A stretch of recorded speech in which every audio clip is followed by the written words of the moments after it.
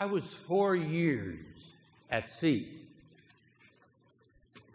And 5 more years at my writing desk.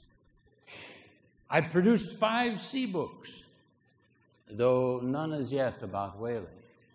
When I got a letter from Richard Henry Dana, he had read my sea tales and liked them, and he wrote to suggest that I write about the whale and do for the whale fishery what he had done for the merchant marine. Years before, I had read his wonderful book 2 years before the mast. And as I read it, I felt welded to him by a Siamese link and an affectionate bond. I swear, his chapters about Cape Horn were written with an icicle. When his letter came, I was already halfway in the work he suggested, and had written to my English publisher, Richard Bentley, that I proposed an adventure founded upon certain wild legends of the southern sperm whale fishery, illustrated by my own experience of 2 years and more as a harpooner. I wrote at my farmhouse in the country near Pittsfield in Massachusetts. And after the snow fell, I looked out my window as one would look out the porthole of a ship. And at night, when I awoke and heard the wind shrieking, I'd fancied there was too much sail on the house, and I'd better go up on the roof and rig in the chimney. The book I wrote there was Moby Dick. It has both comic and tragic passages. It is comic because, as I wrote, that man that has anything bountifully laughable about him, you can be sure there's more to that man than you might think. A laugh is a mighty good thing, and rather too scarce a good thing. And it is tragic for the reason that it is unvarnished truth.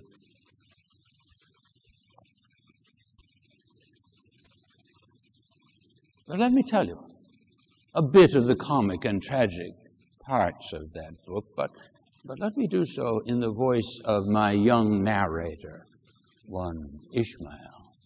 You listen for my ideas while he tells his story.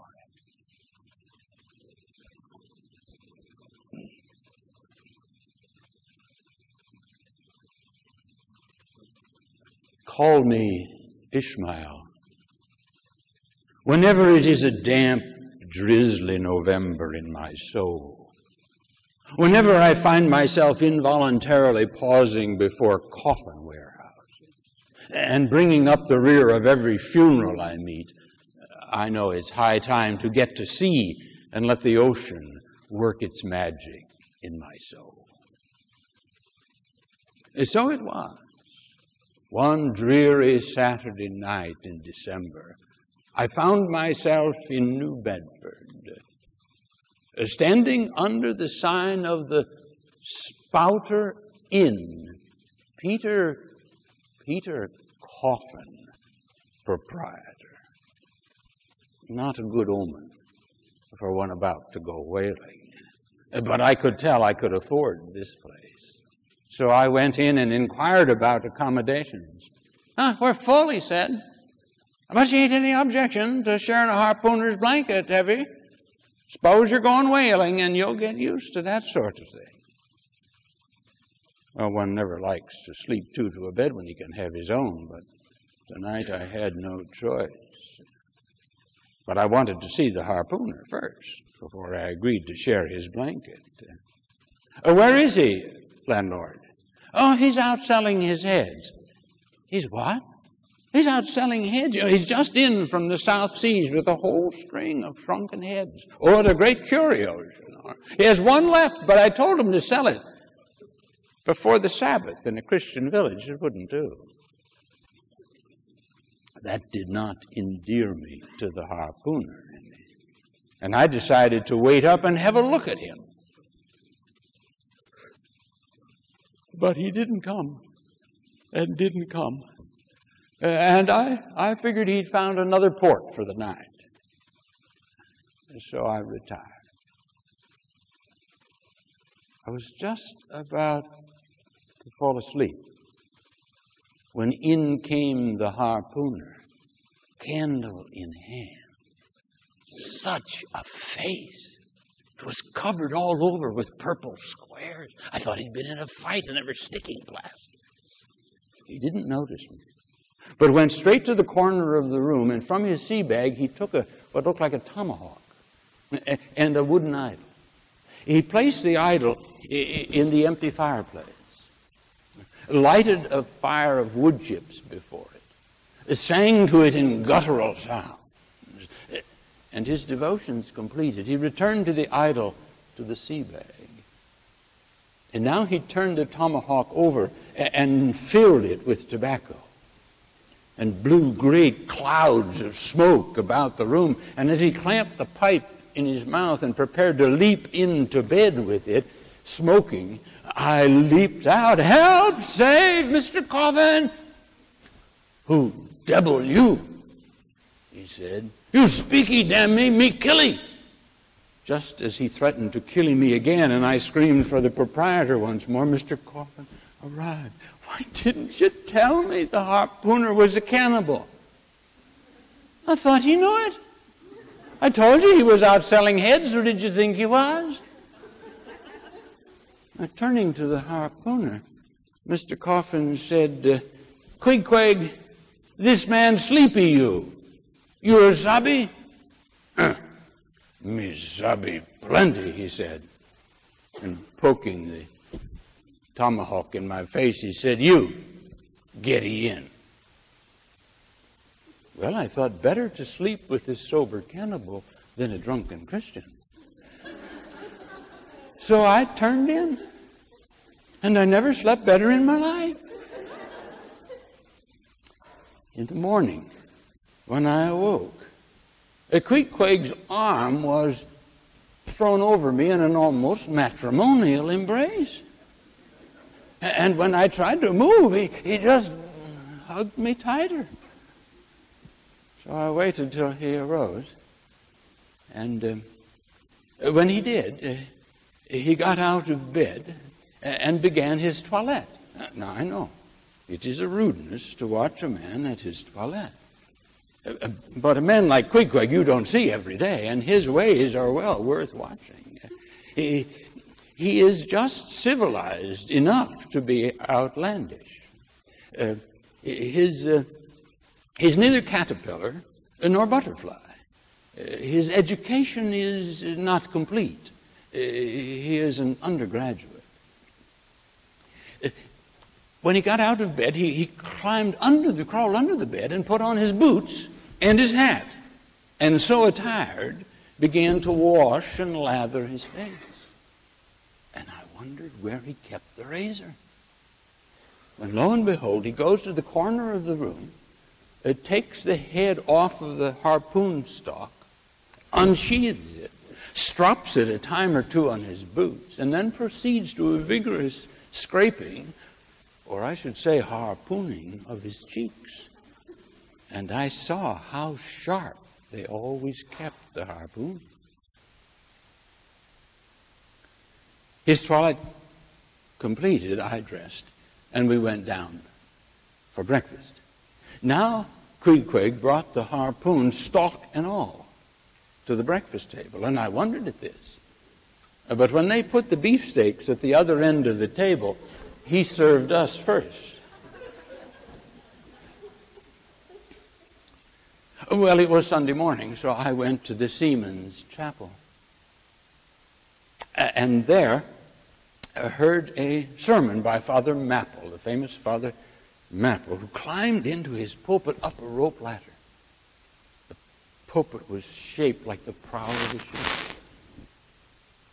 It was a good sermon. It proved that the world is a ship on its passage out and not a voyage complete. The text was from Jonah. But you can imagine the impression made on a young sailor on the eve of a whaling voyage to hear the story of a man swallowed by a whale, and so taught that there is but one Lord and one law, and we are all patriots of heaven only. After services, I returned to the Spouter Inn, and there I found Queequeg seated by the fire, holding his idol in his hand and carving it ever so gently about the nose. I watched him. Savage though he was, there was something not unpleasant about his countenance. You know, you cannot hide the soul. Here was a man 20,000 miles from home, among a people as strange to him as though he had landed on Jupiter. And he was perfectly at ease in his own company. Here was a man who never cringed and never had a creditor. I thought, I'll try a pagan friend, and so I drew a bench near where he was sitting. He had put the idol away and was now turning the pages in a book. So we looked at pictures together, and I read a bit to him. After that, he took out his tomahawk, and we had a companionable smoke that left us cronies. When he put his pipe away, he put his forehead against mine, embraced me about the waist, and said, "Henceforth we are married." By which I think he meant in his language that we were bosom friends. We went into dinner, and after dinner and another companionable smoke, we retired to our room. And now from the bottom of his tobacco bag, he took out 30 pieces of silver, carefully put them in 2 equal piles, and pushed one to me and said that they were mine now that we were married. I was about to remonstrate, but he turned immediately to his devotions. And as I watched him, it seemed to me as though he would like me to join him in his worship. But I thought, I'm a good Christian man, born and bred in the bosom of the infallible Presbyterian Church. How then could I join this wild idolater worshiping his stick of wood? But I thought, what is worship? Well, to do the will of God, that is worship. And what is the will of God? Well, to do unto my fellow man as I would that my fellow man do unto me. Queequeg here is my fellow man, and what is it that I would that he do unto me, but join me in my particular Presbyterian form of worship? Consequently, I must join him in his worship. Ergo, I must become idolater. Therefore, I helped him prop up his innocent idol, lighted the wood chips, salaamed before it twice or thrice, kissed it on the nose, and our devotions completed, we retired at peace with ourselves and the world. Before we fell asleep, of course, we did not neglect to have a matrimonial chat that no civilized couple would ever omit. Then it was that I learned that he was from a place called Kokovoko, far away to the south and west. It's not down on any maps, he said. True places never are. I learned that his father was high chief and his uncle high priest, and on his mother's side he was descended from a long line of unconquerable warriors. In his veins ran royal blood, and also the desire to visit Christendom and return to his native land with new arts whereby to make the life of his fellow citizens happier than it was. And so one day, when a captain from Sag Harbor put in at his island, Queequeg took passage. Seeing what sailors did in ports, he decided that even Christian life could be wicked. And he said, I'll die a pagan. I asked him if he didn't want to go home when his father died and have a coronation. And he said, yes, he did. But he had lived so long among Christians that he felt unworthy to ascend the pure and undefiled throne of his many pagan ancestors, and said that he would sail about until he felt himself baptized again. Well, that was my purpose, to sail until I was well. So we decided we would become shipmates. So on the morrow, we borrowed a wheelbarrow to take our things down to the wharf where we would get the schooner that would take us out to Nantucket, where we planned to find a whale ship.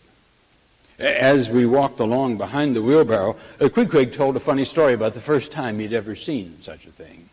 It was in Sag Harbor. The captain had lent it to him to carry his heavy sea chest to the rooming house.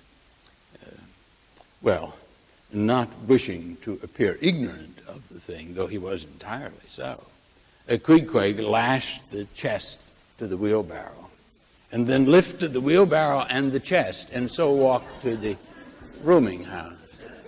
He said people laughed at him. He said they laughed as hard at him as his people had laughed at the Sag Harbor captain when, as the honored guest at his sister's wedding, he washed his hands in the sacred punch bowl, mistaking it for a finger dish.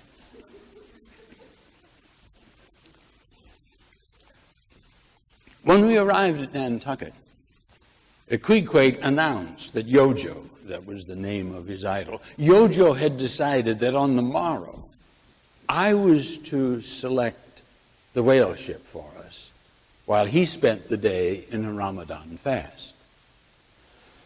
Well, there was no arguing with Yojo. So the next day, in all my ignorance of whaling, I went to choose a ship for us. The one I selected was the Pequod, named for a famous tribe of Massachusetts Indians.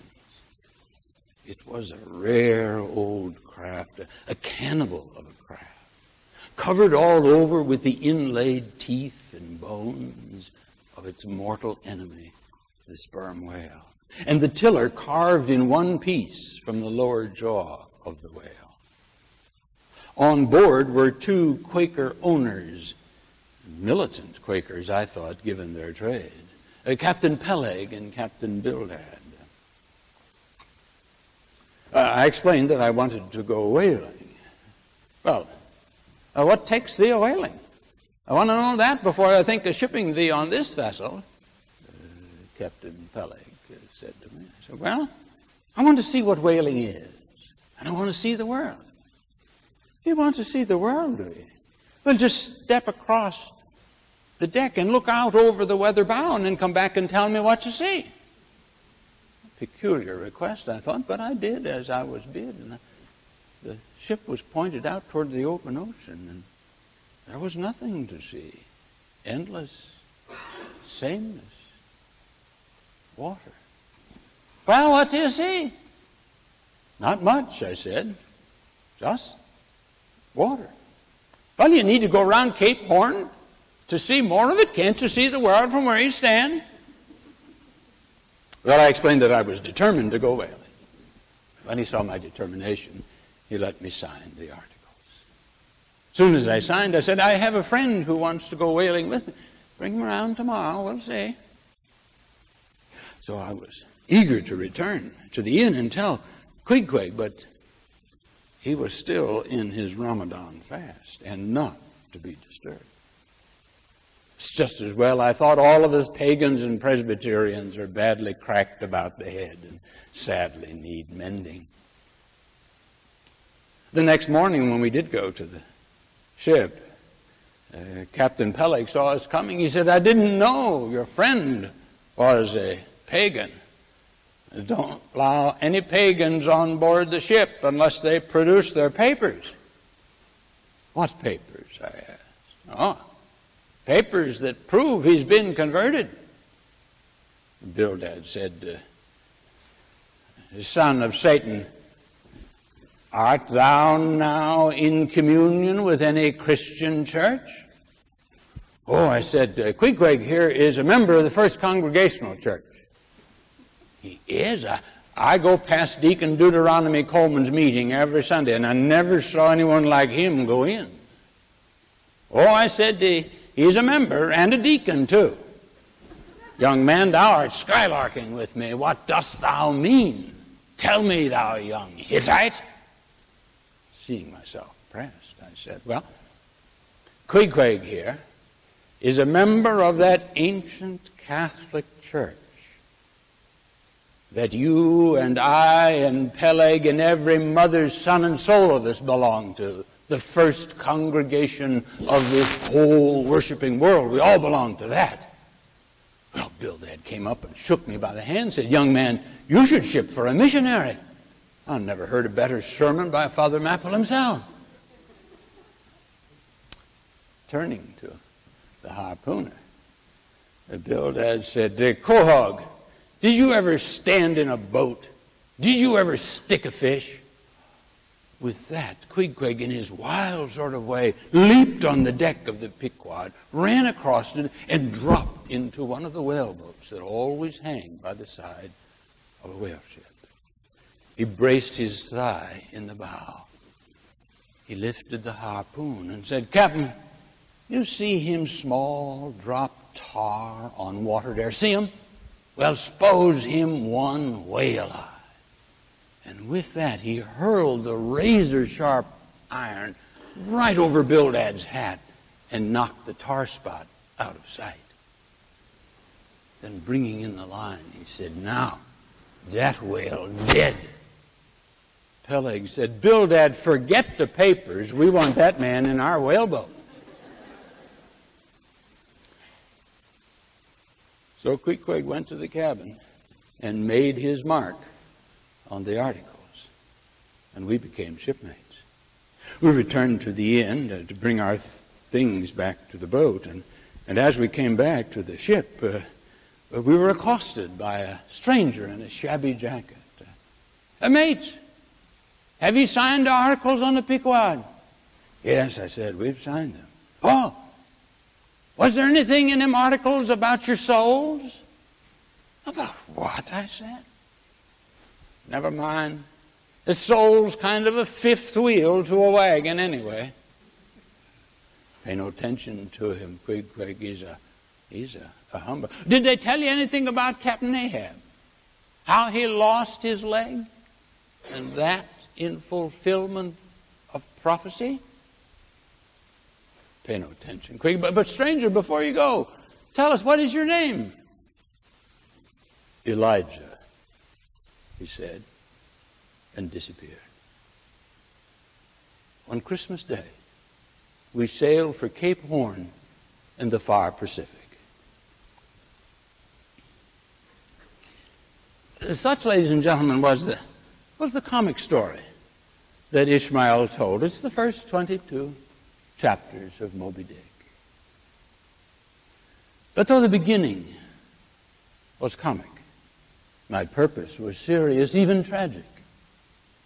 I proposed to write about mariners, renegades, and castaways.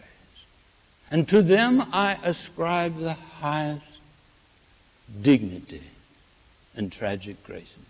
Oh, not the dignity of kings and robes, but that august dignity that has no robe investiture.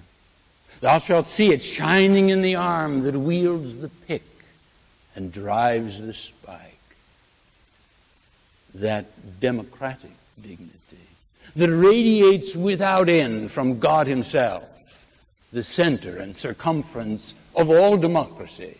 His omnipresence is our divine equality. as I wrote and rewrote, made a new friend, Nathaniel Hawthorne. Read his book. What I like best about Hawthorne is his mystical darkness, that great power of blackness in him, derives its force from the Calvinistic sense of innate depravity and original sin, from whose visitation no deeply thinking mind is ever wholly free. No man can weigh this world without throwing in something like original sin to strike the uneven balance.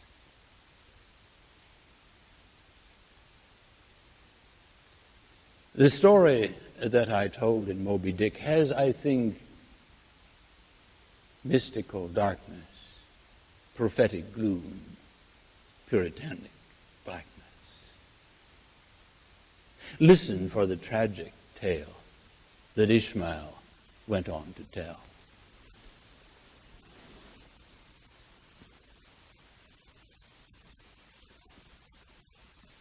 For days after leaving Nantucket, nothing above hatches was seen of Captain Ahab.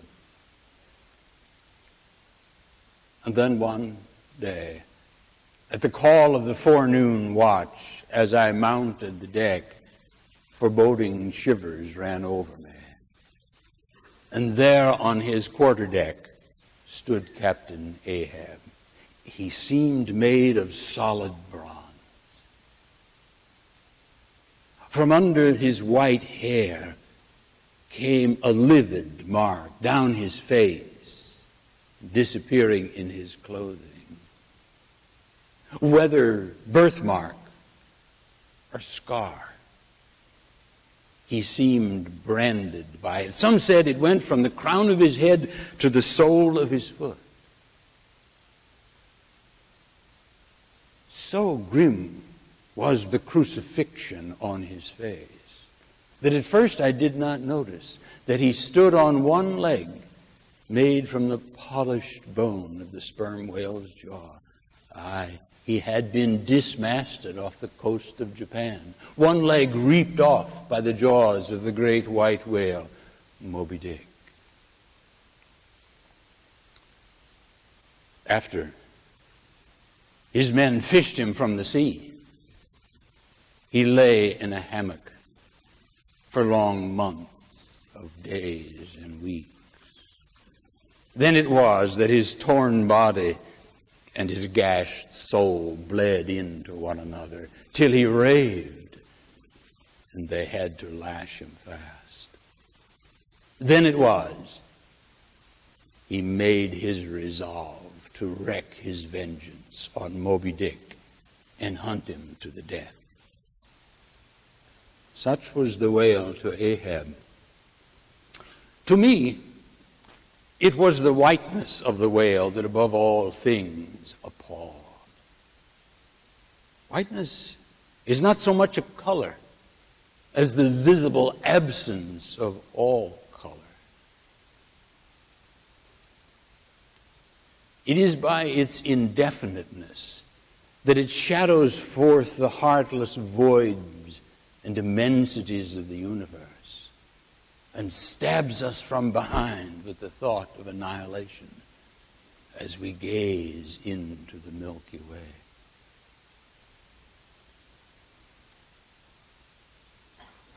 One bright day, Ahab nailed a gold Spanish doubloon to the mainmast and said it belonged to any sailor who first raised the cry, "There she blows," for Moby Dick. By that one act, he infected the whole crew with his monomania, his one only thought, death to Moby Dick. I'll chase him round Good Hope, and round Cape Horn, and round Perdition's flames, ere I give him up. And this is what you've shipped for, men, to hunt that white whale till he spouts black blood and rolls fin out.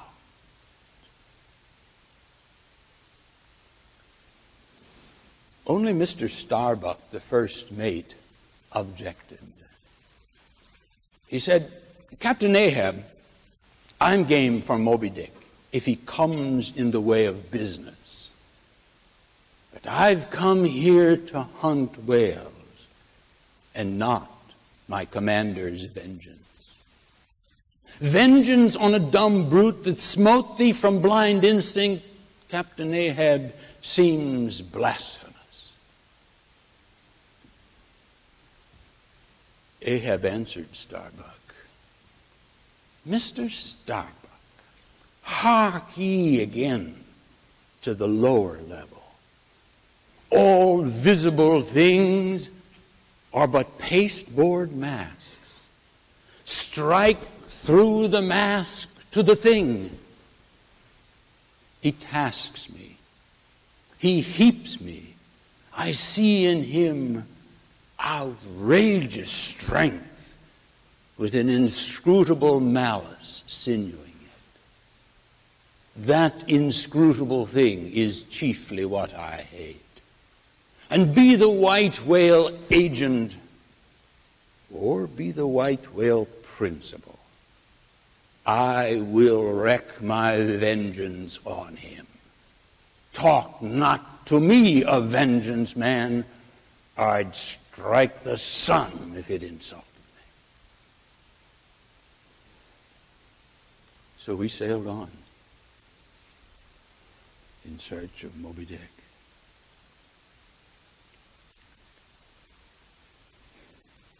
When at last we came to the cruising grounds where the Leviathan might be found, Ahab dreamed. He dreamed that he had died, and a great hearse had come to carry him away. He told his dream to Fedallah, a harpooner that he brought on board to serve in his own whaleboat. Fedallah soothed Ahab with prophecy. "Fear not, old man. Before thou shouldst die on this voyage, ye would have to see two hearses, one not made by human hands, the other of visible wood, grown in America. I will go before thee, old man. Only hemp can kill Ahab." Ahab took this last to mean that he could die only on the gallows. "I shall see none of these prophecies. You prophesy that I shall kill Moby Dick."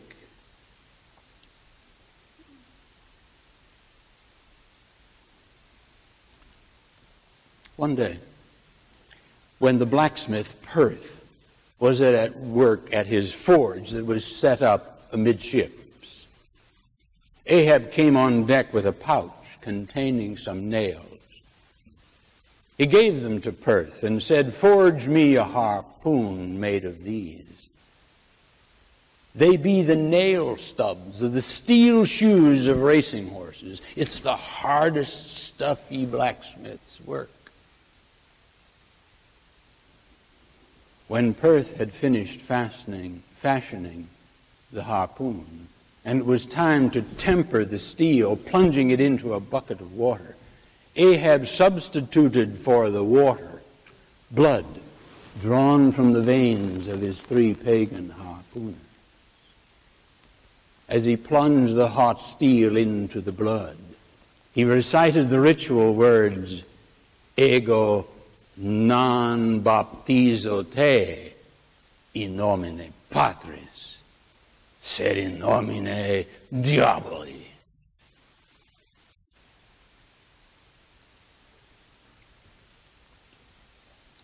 At last, Moby Dick was sighted, and the cry was given, "There she blows." Ahab lowered immediately in his whaleboat and gave pursuit.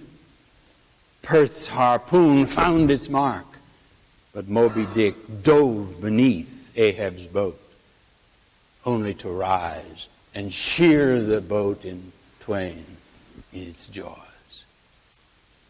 But once again, Ahab lived to stand on the deck of the Pequod. On the second day of the chase, in all the melee and confusion of the hunt, Fedallah was lost overboard.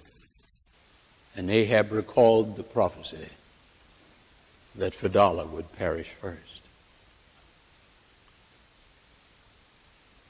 On the third day of the chase, when Ahab's boat drew close to the whale, he found his harpoons embedded in the animal, and the lines lashed about the whale.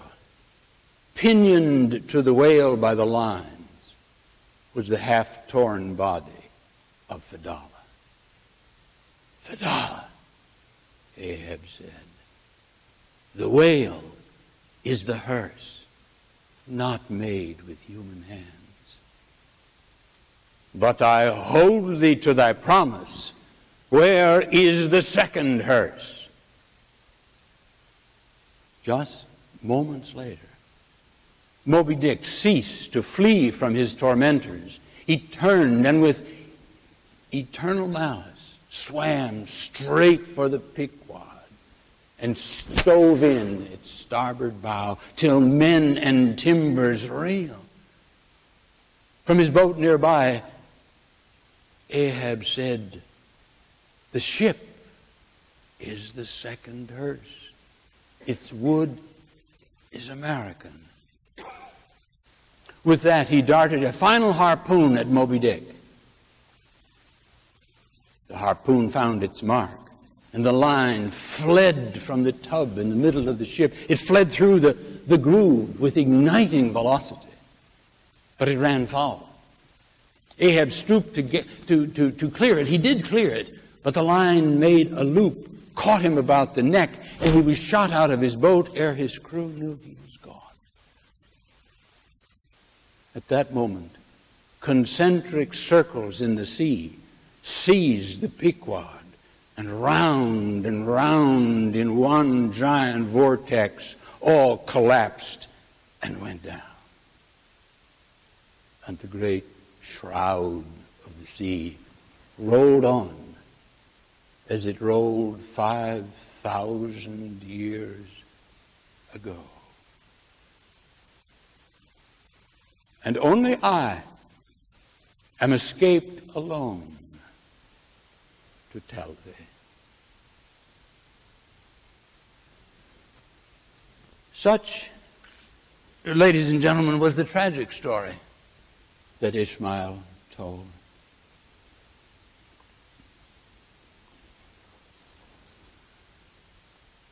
I wrote to Nathaniel Hawthorne, I have written a wicked book and feel spotless as the Lamb. It is a strange feeling. No hopefulness is in it. No despair. I am content. Thank you.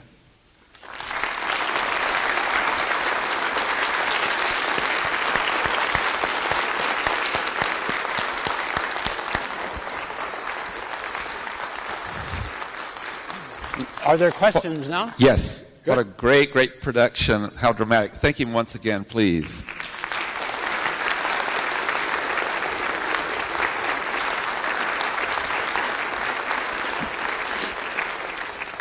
Now, Mr. Herman Melville will answer your questions, and then after that, we'll go out of character. Who has the first question, please?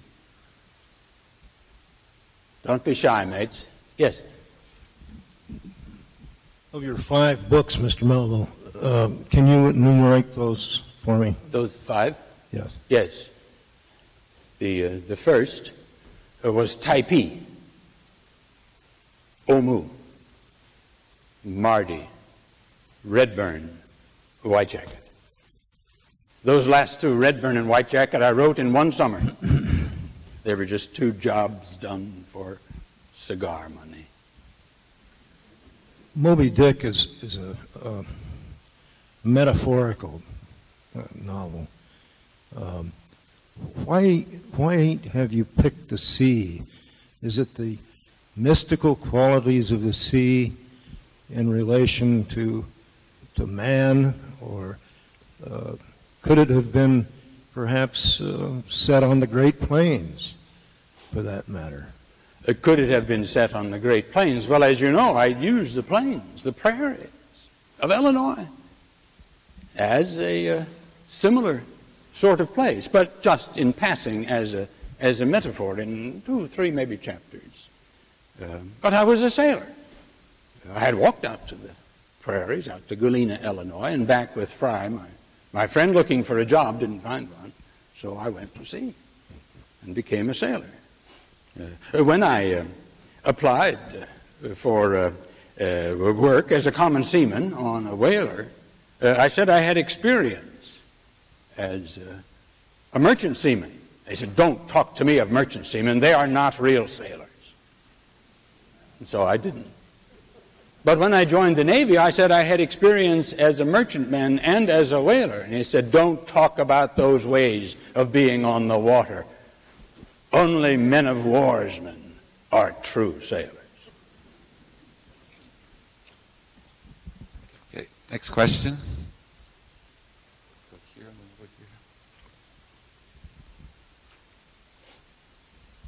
During your years as a customs agent, how much writing were you doing, and how did you cope with that seeming monotony? Aye, that was monotonous. almost 20 years daily work at the customs house. We were at least back in New York City, where I had spent the first years of my life, and where the first years of our marriage were lived. After Pierre, I did not write again. Israel Potter, a historical novel, and a number of stories, short stories, in which I smuggled ideas to pollute the minds of my readers. But I gave up narrative prose for poetry. I wrote battle pieces about the Civil War. I'd only seen a battle at a distance. Most I read about in the newspapers, but was happy to have a volume of poetry published. I also wrote a very, very, very long poem, Clara. Can be summarized briefly, though, about a theology student who went to the Holy Land to recover his faith and didn't.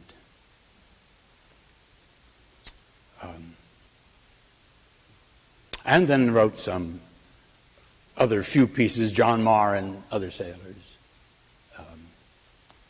But now, after almost 40 years, I have returned to prose fiction and the sea, and I have a manuscript in my desk. Billy Budd, Sailor, I call it. I want to revise it one more time, and hope I have the time.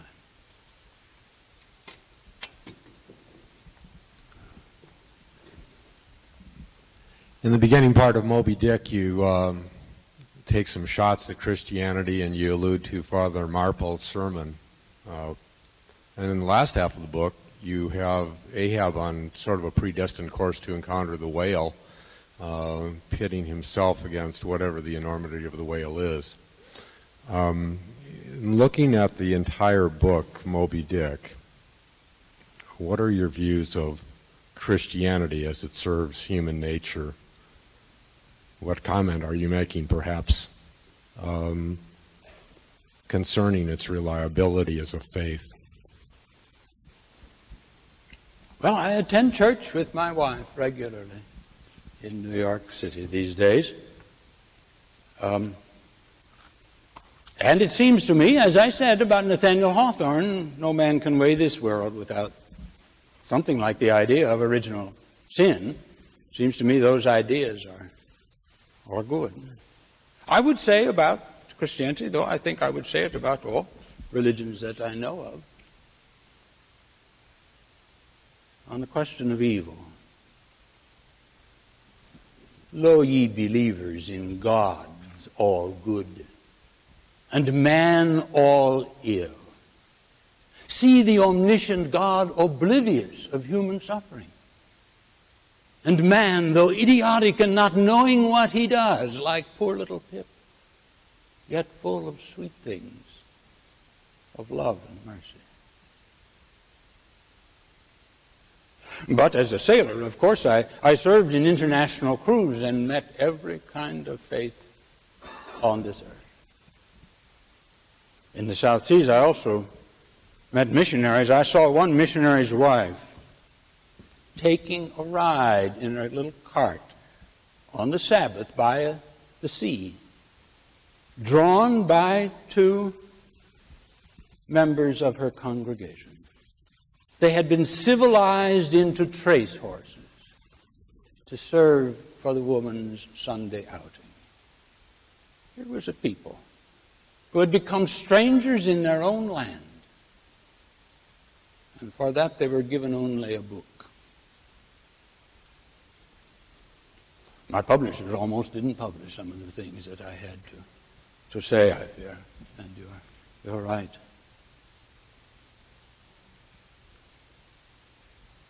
Other questions? One of my favorite people. Denise Clark knows every book ever written, except one. I only found one time she didn't know. Ms. Clark. I have to ask this question. I believe you dedicated Moby Dick to Nathaniel Hawthorne. I did. And I believe you also gave him either the manuscript or a copy to read just after publication. What was Nathaniel Hawthorne's reaction to your book? He wrote that he appreciated the book, that he understood it. And I wrote back to him that unspeakable peace came to me because of his understanding.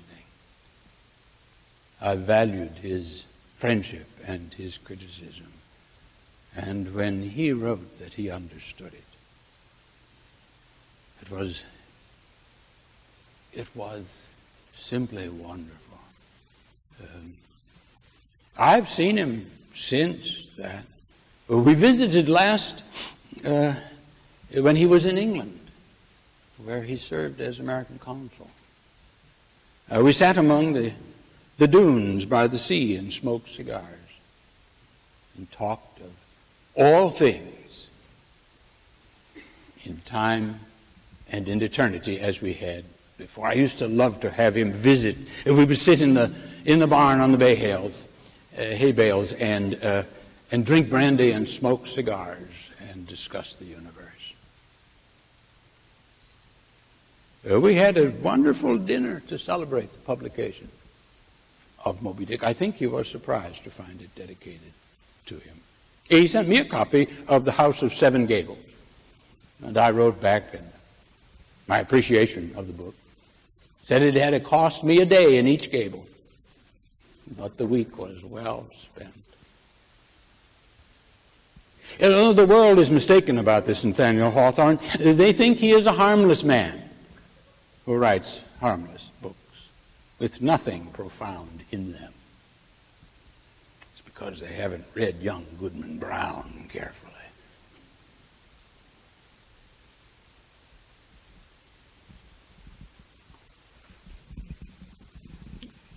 When Moby Dick was first published, as I recall, the critics at that time considered you a lunatic, so to speak. Yes, yes. And as a result, you weren't accepted in the literary world until many, many years after your death even.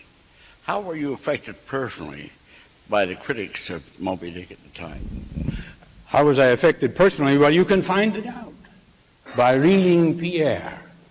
I got back at the critics in that book, though that was less appreciated and less published, and effectively brought my writing career to an end, to a close.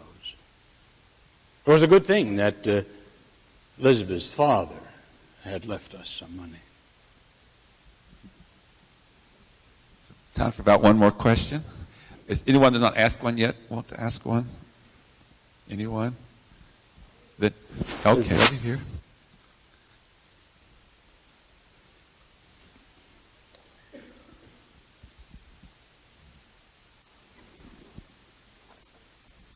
Yes, I just wondered, you mentioned the question of evil, and I wondered how you related then to your contemporaries, the Transcendentalists.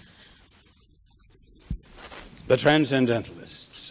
I caution sea captains about employing Transcendentalist sailors. You know, they get up in the mast, and there, with a head full of Plato, they fall into that honey head and see no whale. I heard Emerson lecture once, and I was pleased. I had heard that he was full of transcendentalisms and mysticisms and such rubbish, but that night he was clear. They said, unusually clear. Well, let's call him a fool. I'd rather be a fool like him than a wise man. He dives. Any fish can swim on the surface. It takes a great whale to go down 5 miles and more. But I read his books, and my reaction to his books is still there in the margins. He said that a man's vision of evil in the world is as his own good to his own evil. What rubbish. Think about the Sermon on the Mount and what it implies. What did Jesus see? And who was he? He said, treat men greatly and they will treat you greatly. God help the man who squares his life with that. He said that the sailor buffets it all season long on the high seas in hail and sleet and renews his health as vigorously under those conditions as he does under the sun of June. What rubbish for a man who sailed around Cape Horn. He is a Plato who talks through his nose. Before we have to go out of character, I want to remind you we'll have a fascinating program at 11. He will be back and have a conversation with Frederick Douglass, who was here yesterday and is back today. But I want to introduce to you for Out of Character, which is always important with Chautauqua format, this is Dr. George Freen, who is a professor of religion and philosophy, and he taught at University of North Dakota and now lives in South Carolina. He's just a brilliant scholar, Dr. George Freen. Thank you.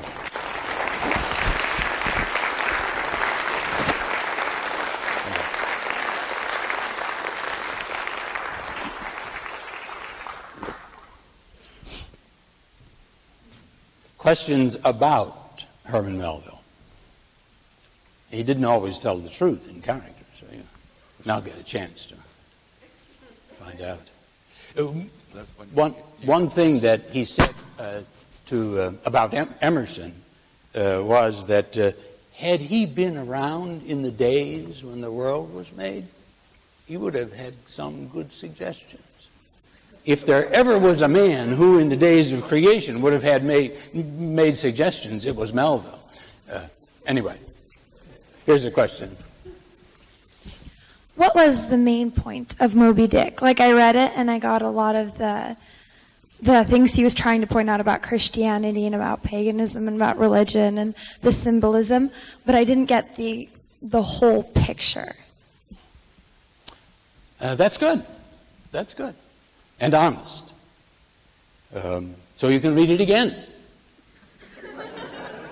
And again and again and again. It's one of those great novels that cannot be understood in one reading. Did you notice the very last line of the monologue, which is also the very last line, though it's followed by a paragraph, of the novel? And I only have escaped alone to tell thee. A line you might recognize from Job. When Job loses his children, when Job loses his wealth, messengers always come and say, there's been this awful disaster and I only have escaped alone to tell thee. Job, of course, is the great biblical book that Melville loved because it was an argument between Job and God. And that, in some sense, is what Moby Dick is. It's the great American theological novel. The great character is not Ahab, though that's true in the movie versions of it, particularly Gregory Peck's movie version. But the great character is the whale. When Moby Dick is sighted, Darcy Blows, Melville writes that his hump rose like a snow hill at sea. Not Jove, not Jupiter, not that great majesty supreme, surpassed the glorified white whale as it so divinely swam. And he said the whale has flukes like this, Trinitarian. So the whale represents, is a symbol for God, with whom there's a great battle in between proud Ahab and the whale. And just as the whale swims in the infinite ocean, so the whale represents infinity and ubiquity. He said the whale has been sighted in two places in opposite oceans at the same time. He said that's ubiquity, and ubiquity is only eternity in place. So you're right, it is a great theological novel. It's a great struggle, and he didn't write it in the English of the day. He deliberately wrote it in Bibleese, in thous and these and those kinds of words that imitated the Bible, because he wanted to make it an American scripture. When he met when he met Hawthorne, he thought that Hawthorne proved that you could write great literature for democracy. In the past, in order to write tragic literature, you had to write about kings and nobles and, people worthy, like Achilles and Odysseus and Caesar. But he wanted to write, as he said, about mariners, renegades, and castaways. And he wanted them to have all the qualities of dignity that the great heroes in the past had. And Hawthorne proved you could do that. You could write like Shakespeare in America. And he said, of course, these days, Shakespeares are born every day along the Ohio.